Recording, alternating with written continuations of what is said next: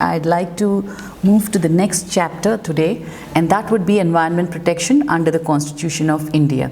So as we all know it, we've gone ahead and been a signatory to the Stockholm Declaration in 1972 by the then Prime Minister of India, Srimati Indira Gandhi, and as a result of which we had to invoke Article 253 of your Constitution. You all studied this in your constitutional law, and then subsequently we had gone ahead with the 42nd Amendment to the Constitution, and thereby in 1976, and thereby we have Articles 48A and Article 51G, which were inserted by this amendment.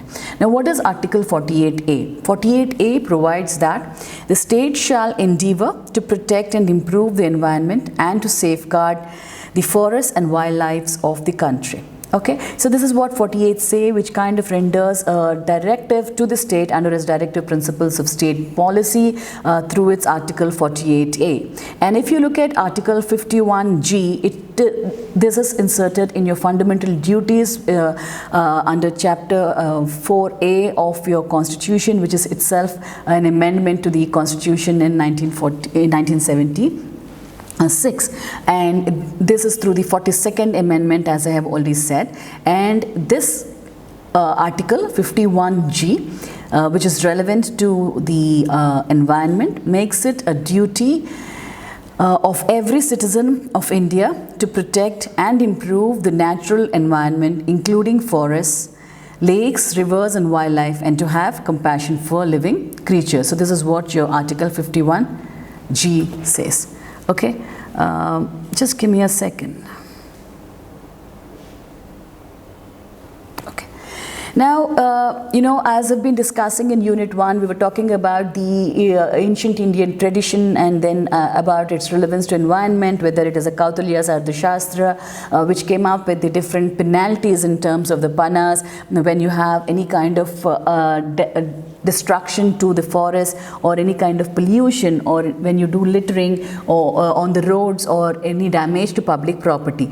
And the quantum of punishment has also been discussed as under the medieval Indian culture and in the Gupta dynasty, where Kautilya came up in his Arthashastra with the various degrees of punishment that should be rendered, and for the first time, second time, and the immersements that had followed. So I've discussed that with you when we were discussing the ancient Indian approach to environment. And so in India, it's not a new concept. And similarly, most of your Vedic scriptures, whether it is your Rig Veda, your Vedangas, your Atharva Veda, as we said, that all the three Vedas, though because Samaveda is more of a rendition of singing hymns, right? Or hymns, as we call them. Now, if you look at the Rig Veda, the Atharva Veda or the Yajur Veda, all the Vedas have, and we've discussed this also at length, and I had given you some of the verses, and also the concept of Chandamasi, which has been promulgated in the ancient Indian scriptures. And this has been taken by our judges in their recent judgments, as I have discussed, whether it was your Nature Lovers movement, which is a Kerala High Court judgment, or the Fomento Resorts case, or many of the other cases, including your Kamal Nath's case. Now, that we have discussed already. So it's not a new concept as far as Indian scenario is concerned, to ensure that the biodiversity is protected, conserved, and there should be enough precautions taken such that the demolition of the environment, the destruction, or even the degradation of the environment shall be contained and also what you call controlled. So there is a legal system that has been in place where there is some kind of a responsibility on the citizenry, which was ingrained through our culture, through our traditional values and culture. So whether it is your urbanized sector or your civilized sector, or it was the indigenous population or your tribal sector, which had their own natural laws, or they had own indigenous laws, as we call them, everybody in India per se were very conscious about the need to protect environment environment, about a policy that had to be in place such that the state or the governing body, or which is actually having both administrative and judicial functionality, was going to ensure that this environment was protected on one hand, and the citizens had an ingrained sense of belonging to the environment. If you go back, even today, we are predominantly a society of nature worshippers, right? So we do, whether we do it as reverent, with a lot of reverence as our forefathers or not is a secondary question, but nevertheless we do kind of believe that nature is something we are going to use to the extent that is going to be beneficial for us, and we're also going to take measures so as to replenish it. So there was not much of a protest, or there was not much of a deliberation, or any kind of an opposition when these two amendments have been inserted into the Indian Constitution. Now, to make sure that the sustainable development principles which we were discussing yesterday were further enhanced, the Government of India in 2009 came up with a national environmental policy, which is called the NEP, National Environment Policy, and this policy aims at striking a balance between environment protection and economic development in accordance with the worldwide acknowledged principle of sustainable development. Now, this particular policy, of course, recognizes that conservation of natural resources is necessary to secure livelihood and the well-being of all, but it should be through the process of sustainable development. So the process of sustainable development has been taken as the key, or taken as the backbone for your NEP. Further, if you look at the National Forest Policy, which came into existence in 2008, this also seeks to ensure the stability and maintenance of the ecological balance. So we're talking about an ecosystem where you intend through the forest policy to have an ecological balance, which is vital for the existence of human life and all of the living organisms, be it your flora, fauna, or microorganisms. Now, the second principle in the forest policy was the forest land areas should not be treated as resource for various economic or commercial projects and programs, but they should be taken as a national asset which need to be preserved for sustainable benefit of the people. So यहाँ पे यही कहा गया था कि forest policy के दौरान हमें यही कहा गया था कि you cannot just keep using it for commercial projects, or you cannot keep clearing the forest land for your factories and other things, but you should ensure that you do use the resource of the forest wherein you can you're not going to degrade it, you're not going to destroy it, and you're going to consider forest per se as what is called a national asset. That is something which is an asset, it's not a liability. You're not having so many forests, तो कहाँ पे जाएंगे हम जीने के लिए, ऐसे नहीं सोचेंगे यहाँ पे वन है तो इसीलिए हम हैं, ये सोच तो होनी है। यही हमारी नेशनल पॉलिसी है फॉरेस्ट के ऊपर, वनों के ऊपर। Now, if you look at the construction of dams, multiplexes, malls, reservoirs, industrial units, etc., the policy very clearly states that all this, we are not stopping you from constructing, but they should be sustainable to the needs of conservation of forests and the greenlands. As long as you're able to kind of go ahead with all these, but through a sustainable means, we have absolutely no issue with that. Now, if you, I don't know how many of you had been a participant in the recently concluded webinar series we've had on the spectrum of life, environment, the spectrum of life.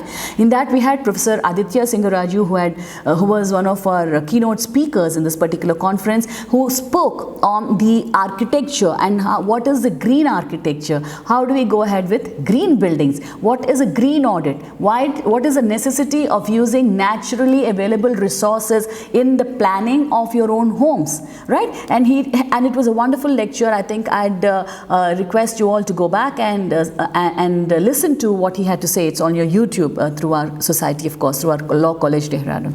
Now, the overall policy of the NFP, I would say 2008, should be to desist from deforestation and encourage the afforestation. So the idea is to say, let's stop cutting down, let's focus on growing the forest. So if you look at it, we also have initiatives even from our own university on enhancing and introducing urban forestry. So we are trying to identify certain areas where we are going to say, okay, how do we handle the greenery? You want to have green cities. How do we make a green city? Then we have come up with proposals to come up to kind of plant forest trees, rather, have tree plantations within the city of Dehradun itself, and our university has been one of the pioneers in this. Now, if coming down to what are the relevant constitutional provisions and why did they come into existence, I have already mentioned to you, because we were a signatory to the Stockholm Conference and various other conventions, whether it's the Kyoto Protocol or the Stockholm Convention or the Rio Declaration. India had been very proactive, and which we will discuss in your second unit, that is on international conventions and agreements relating to environment.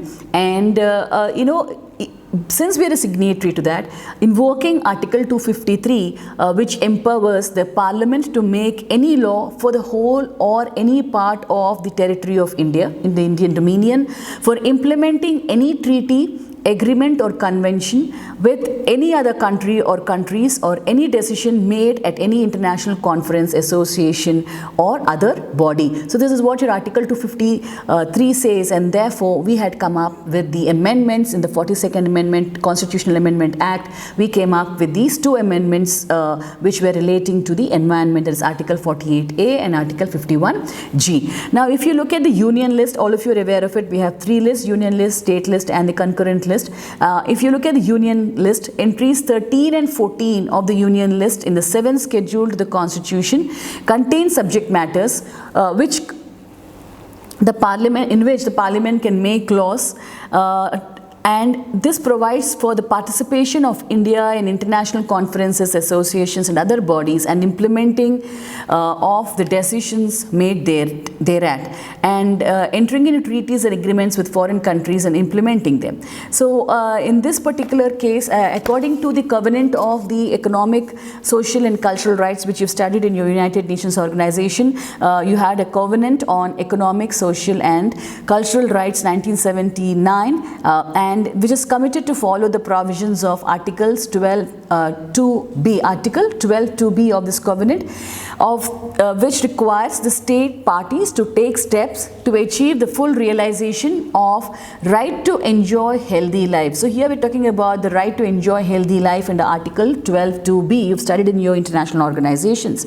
Okay, to take steps to achieve the full realization of right to enjoy healthy life, quality of life, Article 21 of your Constitution, which shall include the improvement of all aspects of environmental and industrial hygiene. So this is what your covenant says. Now the provisions of Article 253 and entries 13 and 14 of List 1 read together empower the Parliament to make laws on the protection of the environment, as it has the legislative competence to do so. Why can it do it? Because of Article 253, which allows you to make amendments, and also entries 13 and 14 of the union list.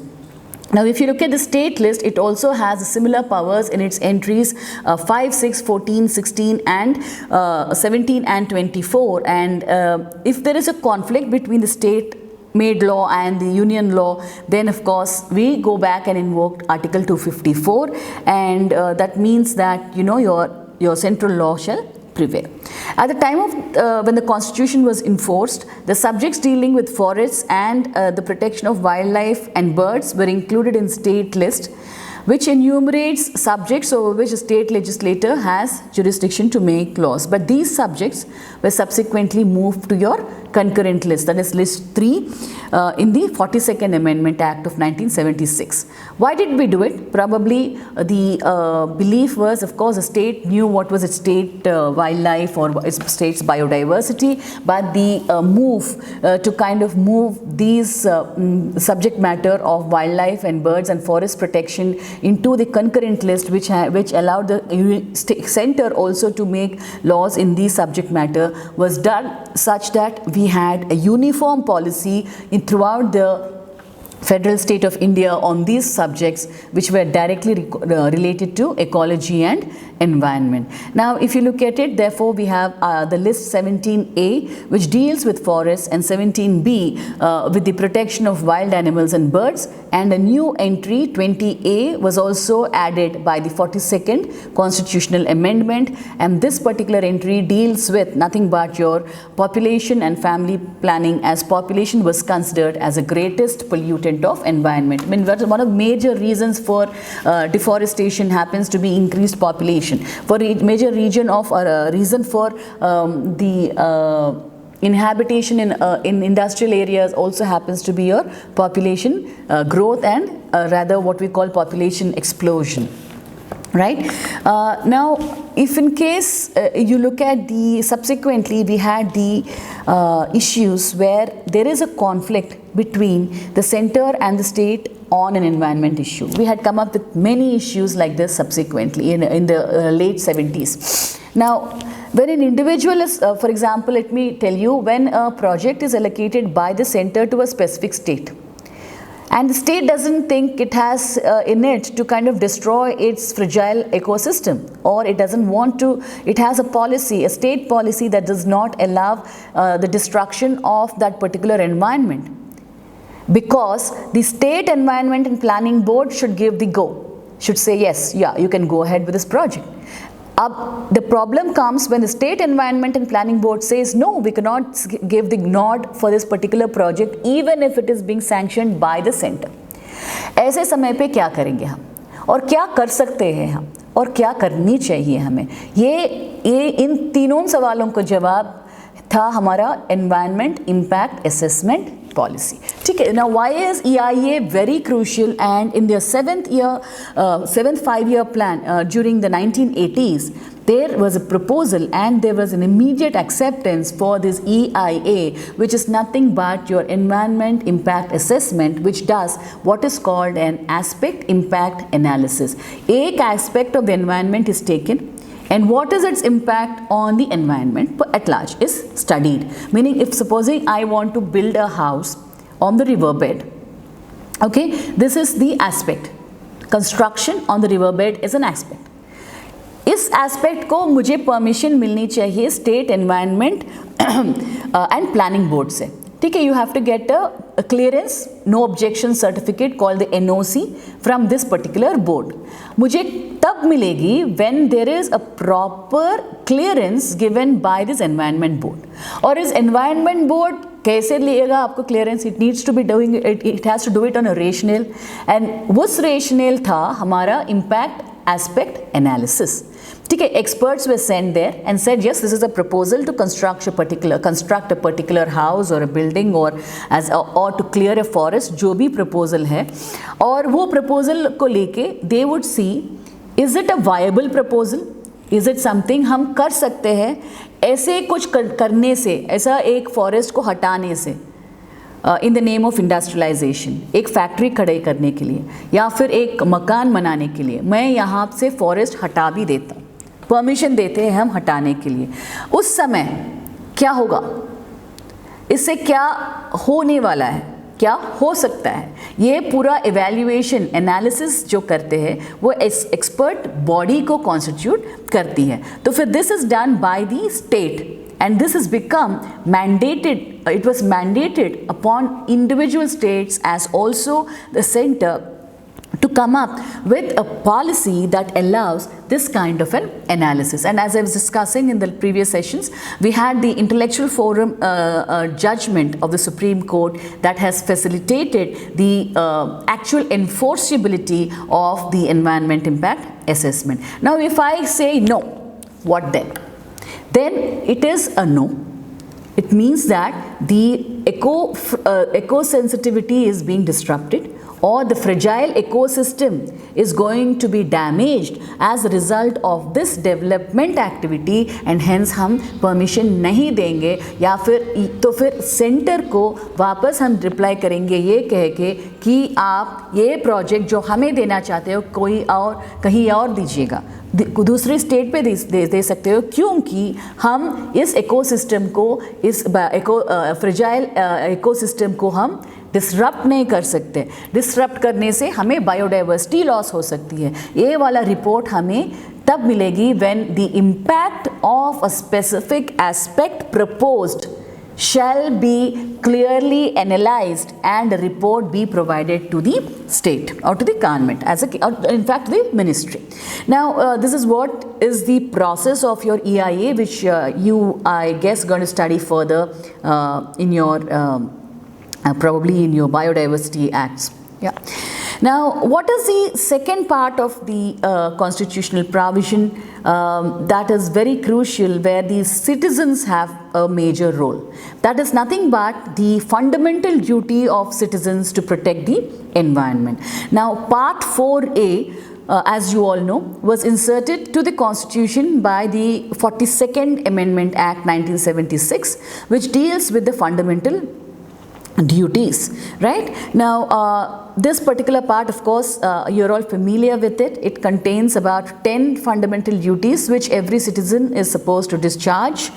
It is significant to know that this part was inserted by the recommendations of the Swarn Singh Committee with a view to incorporating the provisions of Article 29(1) of the UDHR, Universal Declaration of Human Rights, which provides that, let me just read it for you. Everyone has duties to the community in which alone the free and full development of his personality is possible. And therefore came up your Article 51 1G, which specifically deals with the citizens' duty to protect environment for including forests, lakes, rivers and wildlife, and to have compassion for living creatures. So this is it is in the same vein. If you look at the provisos provided in Article 51 1J, which further mandates that, within quotes, it shall be the duty of every citizen of India to strive towards excellence in all spheres of individual and collective activity, so that the nation consistently rises to higher levels of endeavor and achievements. So this is Article 51 1G and Article 51 1J come up with the provisos which kind of impose certain duties that every citizen needs to discharge. Okay, now if we're to move on, let us discuss some of the case laws which kind of were established based on the constitutional provisions. Everybody is of course familiar with the right to live in a healthy environment, and the second thing is safe environment is to include right to livelihood. Right, environment protection is equivalent to a right to equality under Article 14 of your Constitution, and of course your right to know, right to information on whatever is happening. And then of course environment protection also includes the right to freedom of speech and expression, meaning under Article 19(1) you are free to kind of come up and say this is the issue, I have a right to freedom of speech and expression, in highlighting that this is the problem I have, and therefore this has led to a lot of public interest litigations that have been filed in the Indian courts. Now, to start with the public interest litigations, what is a public interest litigation? What do you mean by a public interest litigation? Who can file a public interest litigation? What is the jurisdiction of the courts in the public interest litigation? Okay, this you studied in your constitutional law, but just to kind of brief it again for you all, public interest litigation is nothing but a petition. It's a litigant or where a litigant or a petitioner files a particular petition in the court of law, which has a jurisdiction over that particular subject matter in the interest of the public at large. Okay, it's not an individual interest, so there is not necessarily only a compensation that can be given. It is not in his own personal interest, but it is in the interest of the public at large that such a petition shall be filed, such that the public welfare shall be taken into cognizance and taken care of. So this of course moves to most of your writ petitions which talk on a ban that is being pleaded for being imposed. So there's going to be necessarily a plea such that the petition usually has a plea to ban an industry, to prohibit a particular industry from releasing its effluents or its emissions into the air. Effluents, I mean effluents into the water or emissions into the air, or it's going to have a plea to ban the use of certain commodities, for example ban of smoking in public places, which of course that was not a public interest litigation, but then it ended up in being a public order was issued. So it could be a private litigation that can be filed, it could be just a petition that could be filed by an individual in the court of having a jurisdiction leading to a public order, which can be mandated by the state through the judgment of the court, or it could be a individual filing in the interest of the public at large, which can be decided by the court and for further administrative compliances. Okay, so now if you look at the case of L.K. Kulwal versus State of Rajasthan, AIR 1988, Rajasthan 2, RAJ 2. In this particular case, the Rajasthan High Court observed that we as real citizens of the country should strive towards excellence in all spheres of undivided and collective activity, including protection of environment. In this case, of course, it was regarding the municipal authority which had a primary duty to clean up the public streets, place and sewage system under the Rajasthan Municipality Act. But this was not done. The Rajasthan Municipality Act was passed as early as 1959 and this was not done. The Rajasthan municipality was not cleaning up the roads, and as a result of which the roads had become very filthy. And this was pertaining to the city of Jaipur in specific. So Mr. Kulwal was an environmental activist, and he went and filed a petition saying that it is of course duty of the state and it is a responsibility that it has to take up under the particular act of 1959, and it was not being done. The argument or the counter arguments by the municipality of Rajasthan municipality was that this cannot be done because paucity of funds. They said they didn't have manpower nor the funds to kind of go ahead and clear all this filth and rubbish and night soil. And because if you know, in the desert regions we have a lot of night soil that gets deposited, which leads to a lot of inconvenience for plying the vehicles. That is the biggest challenge we face in the state of Rajasthan or any desert country, any desert region for that matter. So in pursuance of his duty, the Rajasthan municipality was supposed to remove filth, rubbish, then the night soil, and also the complaint was that offensive matter was actually discharged in the public places, and this was not removed, which is leading to a lot of offensive smell and odor. The petitioners had filed a writ petition under 226 of Article 226 of the Indian Constitution, and this is what they said, the municipality is failing to do its duty. The court allowed the petition, and at that point of time explained very clearly the extent and scope of the application and applicability of Article 51(1)(g), and it said, the court said within quotes. This is very important, so I'd like you to listen more carefully. Article 15(1)(a) is ordinarily the duty of the citizens, but in fact it is the right of the citizen, as it creates a right in favor of citizens to move to the court to see that the state performs its duties faithfully and the obligatory and primary duties are performed in accordance with law of the land.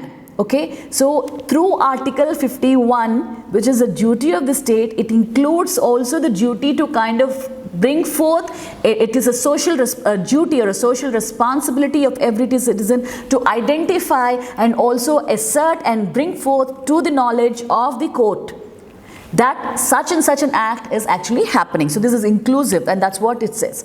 Omissions and commissions are brought to the notice of the court by the citizens, and thus Article 51(a) gives a right to the citizens to move the court for the enforcement of the duty cast on state instrumentalities agencies, departments, local bodies and statutory authorities created under the particular law of the state. Now, appreciating the action brought against the erring municipality by the petitioner, Mr. Coolwell, the court ordered the municipality to restore the sanitary conditions of the city within a period of 6 months. So, they were given a time period of 6 months within which they were asked to get their act together and clear all the filth on the public roads and the public properties of in the city of Jaipur.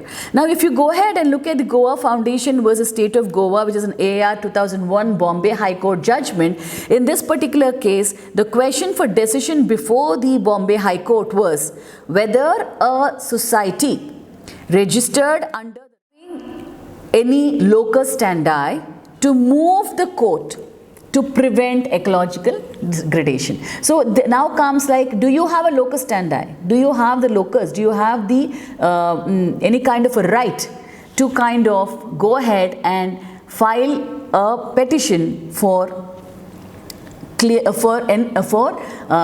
addressing concerns and challenges of environmental degradation? Answering in the affirmative, saying yes, it does. The court held that a registered society does have the locus standi to file a public interest litigation (PIL) petition for performing the duty envisaged by Article 51G to a citizen, and it also has a similar duty of protection and improvement of environment. Now, moving on, the Supreme Court in the state of Gujarat versus Mirzapur Moti Qureshi Kasab Jamaat case of 2005. It is 8 Supreme Court citation 534. In this, the Supreme Court explained the interrelationship between Articles 48, 48A, 51 1G, and observed that while 48A deals with environment, Articles 51G speaks of natural environment, means it includes therein the forests, the lakes, your rivers and the wildlife. Article 48 speaks of the milch, right? The cows, calves and other milk and draught cattle. Now 51G, therefore Article 51 1G hence casts a duty upon every citizen to have compassion for living creatures, which also includes the cattle mentioned in Article 48 of your Constitution.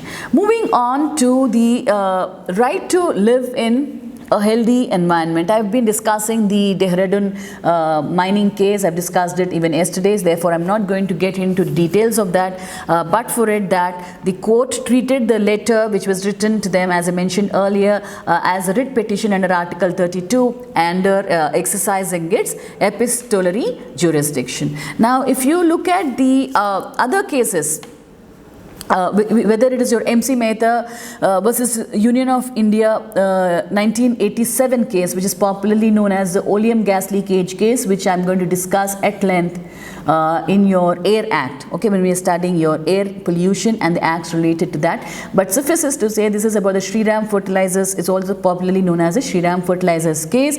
In this, the Supreme Court said that the right to live in a pollution-free environment is a part of the fundamental right to life under Article 21 of your Constitution, which kind of says you have a right to having a good quality of life. It's not just having a life, but having a quality life. In Consumer Education and Research Center versus Union of India, which is an AAR 1995 Supreme Court judgment, in this particular case, the Supreme Court expanded the definition and the scope of the fundamental right under Article 21, that is Article 21, which is your right to life, and held that the right to health, medical care and vigor to work. You need to be healthy, you need to have the vigor, you need to have the mental health, also the psychological health also to work. You should have the vigor, the energy to work while in service and have a post-retirement life which is actually healthy and free of tension, is a right under Article 21 of your constitution, and we study this in your labor laws, and also we study it in your employment in your employee state insurance laws, as also your pension funds and your provident fund laws. So this is not something which I'm going to discuss in environment, but this is where the right to life was extrapolated to explain. It includes not just having a life, but having a good quality of life where you are provided proper health, proper medical facilities, as also a proper vigor to get to work when you are in your age to work, and also have a post-retirement health. And then if you look at the MC Mehta versus Union of India, a 1998 Supreme Court decision, this was regarding the uncontrolled vehicular traffic in Delhi, the city of Delhi, the DMC, the Delhi Metropolitan City. In this particular case, the Supreme Court, which this again we will discuss again when you talk of air pollution and vehicular emissions. Okay, in this I'd like to read out the decision of the Supreme Court. Environmental protection appears to have taken a back seat.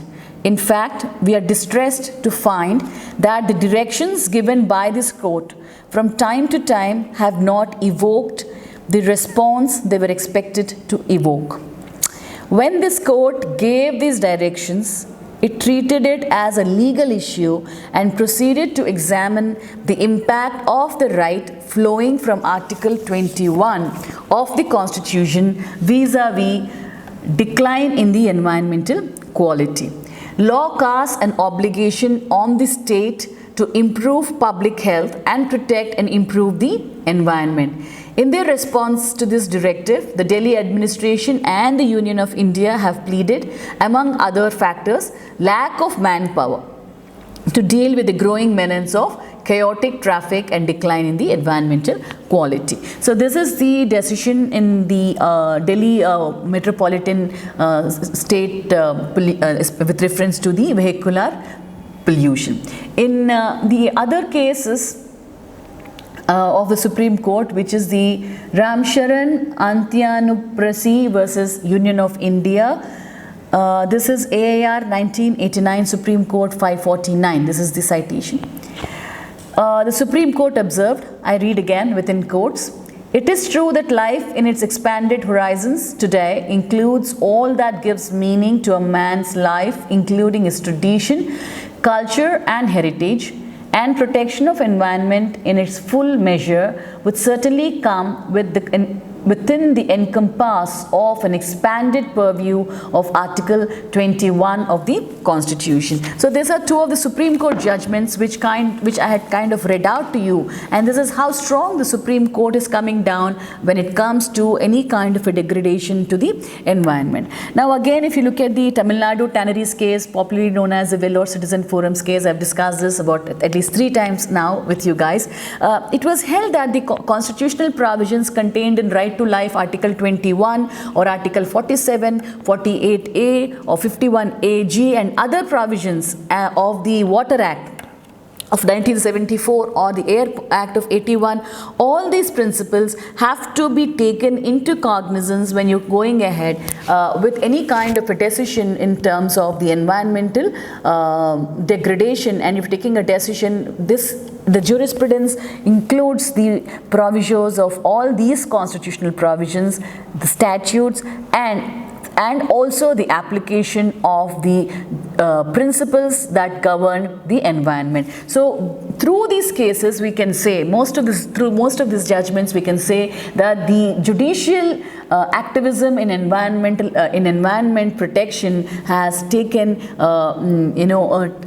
taken reign, and it kind of started coming up with various proactive and decisions which led to the principles of judicial principles of environmental protection, whether it's your polluter pays principle, your precautionary principle, your intergenerational equity principle, which I explained in your sustainable development yesterday, or your public trust doctrine, or principle of absolute liability, strict liability. All these principles have come into existence or have been proactively implemented in the judgments or in the various judgments of the Supreme Court and the other courts in India. Now, if you look at P.A. Jacob versus Superintendent of Police Kottayam case, this is a Kerala High Court judgment of 1993. In this particular case, it was to deal with noise pollution. So, when I was talking about air pollution, I was telling you it's not necessarily what is released into the air, but it was also those which are not tangible, right? That is like noise. And if you are having undesirable levels of noise, that also amounts to what is called pollution, and therefore a violation of Article 21, because you are not conceding to the quality of life which is noise free or limited noise life. You don't want a cacophony. Therefore, in this particular court, the High Court of Kerala, the Kerala High Court held compulsory exposure of unwilling persons to dangerous and disastrous levels of noise would amount to clear infringement of their constitutional guarantee of right, which comprehends safe environment including air quality safe from intolerable noise. So in this particular decision, it was said, when I'm talking of quality of air, I'm not talking only about clean air which is not having your chlorofluorocarbons or other emissions which were noxious or toxic, but we are also talking about the promise and the right every citizen had to not expose himself unwillingly, without any kind of his consent, to noise which is in unpermissible limits. We're going to study this again in your noise rules. What is the decibel that is permissible? What is the decibel that is not permissible? When you talk of the environment includes right to livelihood. Now we're moving from what is right to life to what is right to livelihood, which is again an integral part of your Article 21. In the Tehri Dam project case, okay, in this particular case, which was the Tehri Bandh Virodhi Sangharsha Samiti versus State of UP 1992, Supreme Court citation 44. In this particular case, the Sangharsha Samiti, that is the one which is protesting body, the protesting body, argued that the construction of the said bandh, that is the dam, would submerge the town of Tehri and 25 villages in its vicinity, and 72 other villages will be partially submerged, and it will displace 85,000 people from the hilly state of Uttarakhand, especially in that particular area of Garhwal would be displaced. And therefore, the court directed that the government can only displace them after making necessary alternative arrangements for their livelihood and also their dislocation. And then it also ordered that adequate compensation should be provided by the state to these people who are likely to be displaced or dislocated with a loss to livelihood because of the construction of the Tehri Dam. Now, whether this was implemented, whether it was partially implemented, or whether it was implemented on paper is again a subject matter of dispute. And then, of course, most of the NGOs, we keep working on them. We try to figure out, how much of a benefit it has given to the people, how much people have been really paid compensation, what kind of a dislocation facility has been given, and what is the social stigma that existed, and what were the challenges in terms of the resistance that the local people had said, no, it's okay, we're going to die here, but we're not leaving home. This was the sentiment of the people, okay, and there were a lot of these issues that had to be addressed before this construction of the Tehri Dam, which was opposed by the Sangharsha Samiti. Now, similar issue happened in the Sardar Sarovar Dam case, which is very popularly known as the Narmada Bachao Andolan versus case, which is versus the Union of India, and this is a 2000 Supreme Court judgment 375 that I am talking about. Now, the construction of the Sardar Sarovar Dam up to 455 feet was opposed. All of you are familiar with Miss Medha Patkar, and she again said the same thing. It is going to dislodge thousands of Adivasis from their homeland. Thousands of Adivasis are none but the tribals, indigenous peoples, whether they belong to a tribal community or not. They are the people who have been indigenous, who have been living in that native people. In simple terms, it's native. Indigenous means native people from their homeland, and they would be deprived of their livelihood. See, these are not people who are equipped with technology or other kind of education owing to their place of residence, let's say, because of the domicile in these remote areas. And if you're going to displace them, what would happen to them? How would they earn their livelihood? Hitherto, it was not a big deal for them. They believed in nature, they lived in nature, they lived with nature. But now you're going to remove them in the name of the dam. And where would they go? This was the biggest challenge we faced when we had to go ahead with the Sardar Sarovar Dam.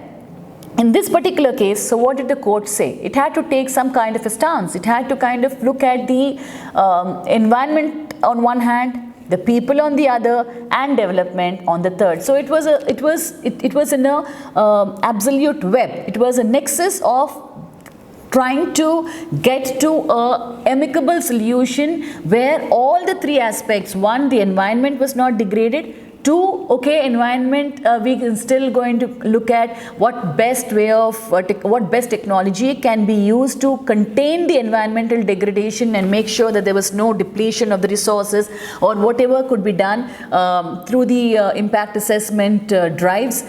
But at the second thing, we had to get a dam in place there, and if in case of the development and the construction of the Sardar Sarovar Dam, what happens to the indigenous community there? So the Supreme Court had to take a very strong and very unbiased decision in this particular case, and it held that the construction of the dam per se is not violative of Article 21. But ordered the concerned authorities to make sure that the displaced persons were properly rehabilitated and provided alternative land and residential accommodation such that the right to livelihood is not being deprived of. Applying the principle of sustainable development again, the court held the construction of dam was necessary for development without, however, causing any damage to the environment. So there was much of a hue and cry. There were, if you look at the EIA reports, which were originally generated to the report that was finally approved or that was finally accepted, there is much of a discrepancy, and I guess it is about striking the balance, and they were kind of able to do that. Now, the Banwasi Seva Ashram case is another landmark case, which is again the state of UP. In this particular decision also, right to livelihood was being denied, and this we're going to study when you study your Forest Act. So this is about as far as your constitutional provisions are concerned with right to livelihood. When you move on to the right to equality under Article 14 of the Constitution, which states the state shall not deny to any person equality before the law or equal protection of laws within the territory of India. Now, this again goes back to what is the extent of and scope of right to equality. Is it a unlimited right, or is it a limited right? Is it a basic right, or is it a fundamental right? So what is the difference between these, right? I mean, is something which you need to necessarily analyze before you go ahead and look into the interpretation of the judgments of the Supreme Court in many of its decisions. In this regard, again, I would refer to the Kinkri Devi versus State of Himachal Pradesh, which does talk about the, for the granting of permissions for mining operations, where there is huge impact on the environmental degradation, and then what about the equality of the right to a livelihood by the mining industry. How are we enforcing it? How are we making sure that is being met with? Has been the decision in that. Similarly, in Mandu Distilleries Private Limited versus the Pollution Control Board.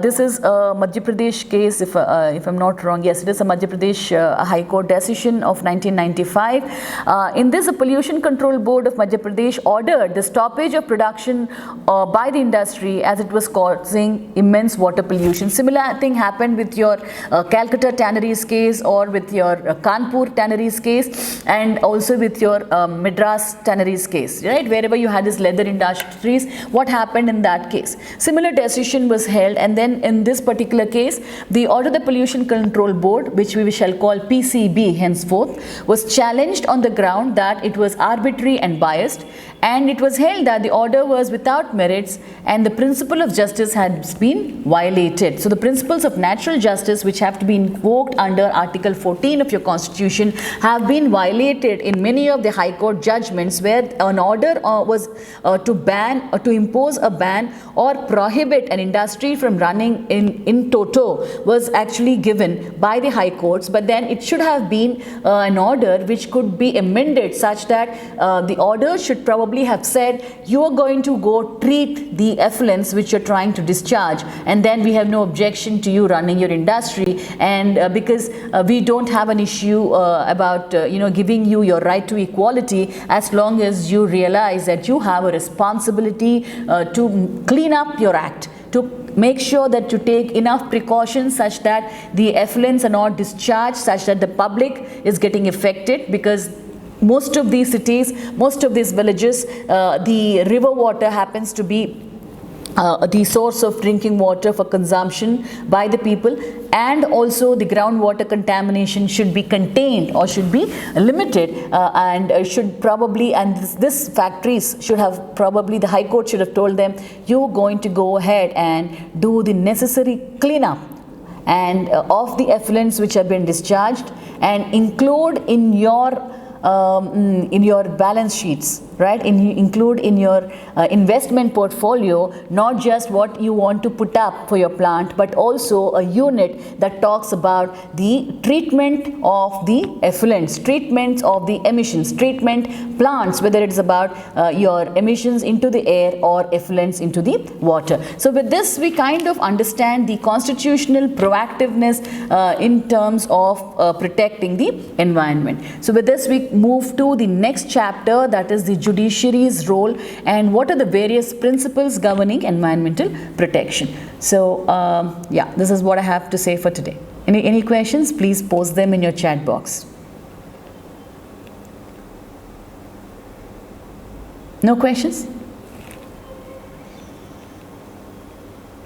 No questions at all?